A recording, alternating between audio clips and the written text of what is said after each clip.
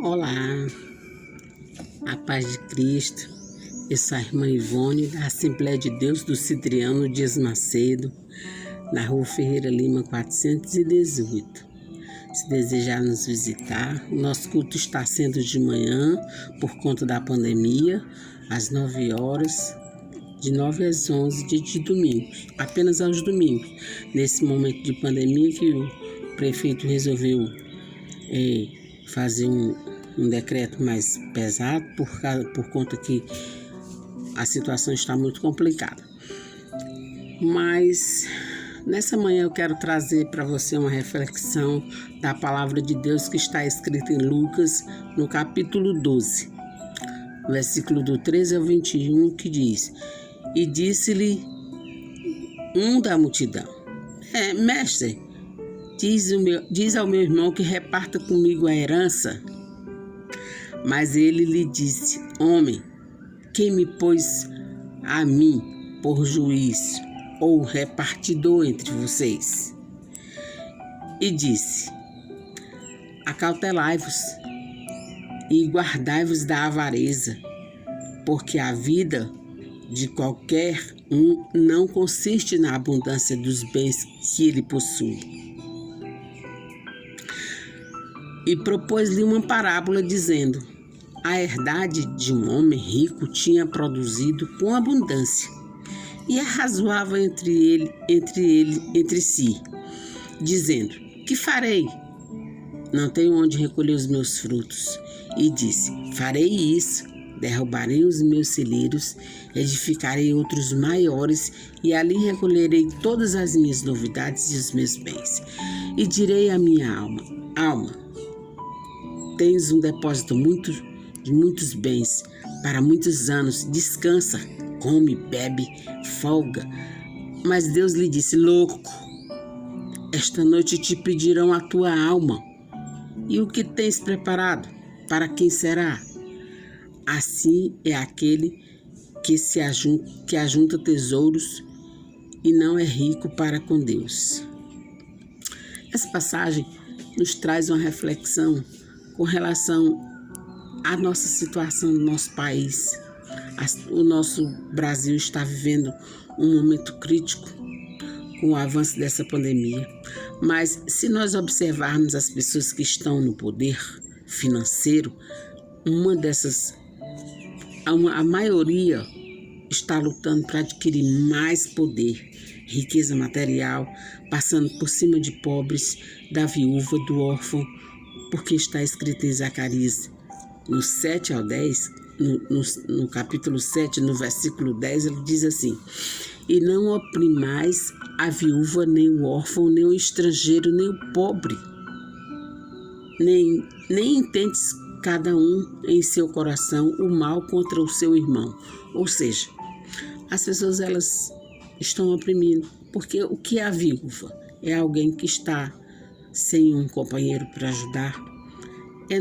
E isso não falamos nem somente na nossa geração da viúva, porque na época do Primeiro Testamento, a viúva tinha que ser cuidada pelos governantes, tinha que ser cuidada por algum parente. Mas hoje em dia tem muita mulher, mãe solteira, né? Uma geração que se perdeu um pouco nesse sentido, e os homens também, de ter uma companheira só, aí deixam mulheres sozinhas, às vezes com filhos, e essas mulheres ficam em dificuldade. E a maneira como é repartido os bens na sociedade deixa essas mulheres oprimidas, com dificuldades. Os órfãos que não tem pai nem mãe, porque aqui na palavra de Deus não fala daquele órfão só de pai e mãe, fala também do espiritual, aquele que está órfão de Deus, aquela mulher que está viúva de Deus, né? Que ela não se aproximou de Deus, aquele homem que não se aproximou de Deus. Esse é o sentido também da palavra. E é bíblico sermos prósperos, porque Deus quer seus filhos bem, para poder levar o evangelho com ousadia. Mas a maior prosperidade realmente de um crente que serve a Deus deve ser, em primeiro lugar, na sua vida espiritual. Devemos ser prósperos para com Deus na nossa vida espiritual. E a vida material, Ele acrescenta aquilo que é necessário, conhecendo o nosso coração, se o nosso coração está nele.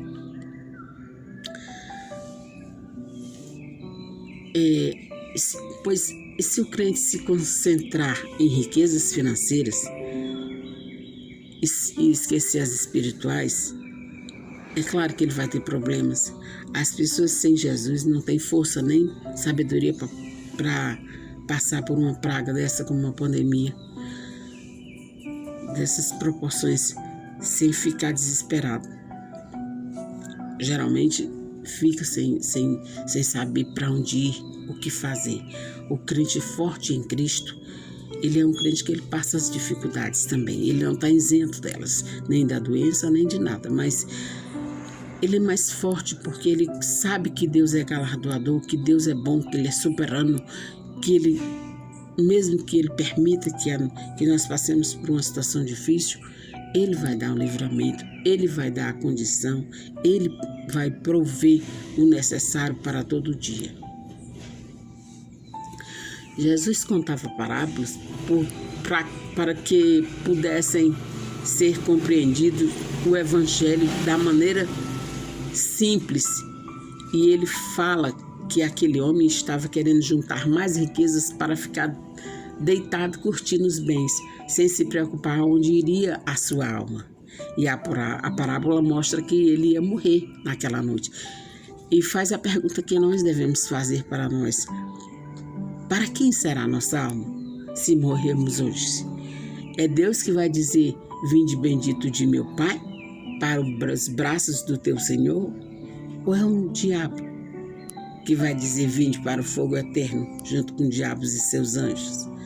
Se perguntarmos a uma pessoa lá na UTI, que ela está sem oportunidades físicas, mas ela pudesse dizer, o que ela diria? Eu só queria mais um tempo. Para quê? Mais um tempo para abraçar, pedir perdão, consertar os erros que eu magoou alguém, mas não pode mais e vai levar para a vida eterna só o legado de quê? Precisa saber que legado este homem ou esta mulher de Deus vai levar para Deus, abraçar a eternidade, ou o legado do pecado, do mal que fez na terra para quem? Para o inimigo das nossas almas. Precisamos refletir sobre isso. O céu é uma realidade, embora muitos ainda não estejam mais nem acreditando nisso. E o inferno também. E nós estamos aqui para lutar por uma eternidade. E essa eternidade a gente tem que ter uma escolha. Que nesse dia nós temos a oportunidade de refletir no que estamos preparando para a nossa alma na eternidade. Porque só temos duas escolhas. Não é? As pessoas falam muito de livre-arbítrio, mas não entenderam ainda que livre-arbítrio é uma dupla escolha, ou com Deus ou sem Ele. Que Deus nos ajude a encontrar o caminho certo. Amém? Senhor nosso Deus e Pai, em nome de Jesus, que as pessoas que estejam me ouvindo possam ter esse encontro maravilhoso contigo, para que a sua alma seja chamada por Ti. Vinde bendito de meu Pai para o seio do teu Senhor. Assim eu oro nessa manhã e oro pela minha vida, para que tu me dê, meu Senhor, sabedoria de saber sempre o caminho, que eu possa enxergar esse caminho e que eu esteja diante de Ti em nome de Jesus. Contempla o coração do meu companheiro nessa manhã, onde ele estiver. Faça nascer nele a semente do Teu Evangelho. É o que eu te peço nessa manhã, em nome de Jesus. Eu já te louvo, eu já te agradeço. Amém. Amém, meu irmão, minha irmã, que está me ouvindo. Que Deus o abençoe.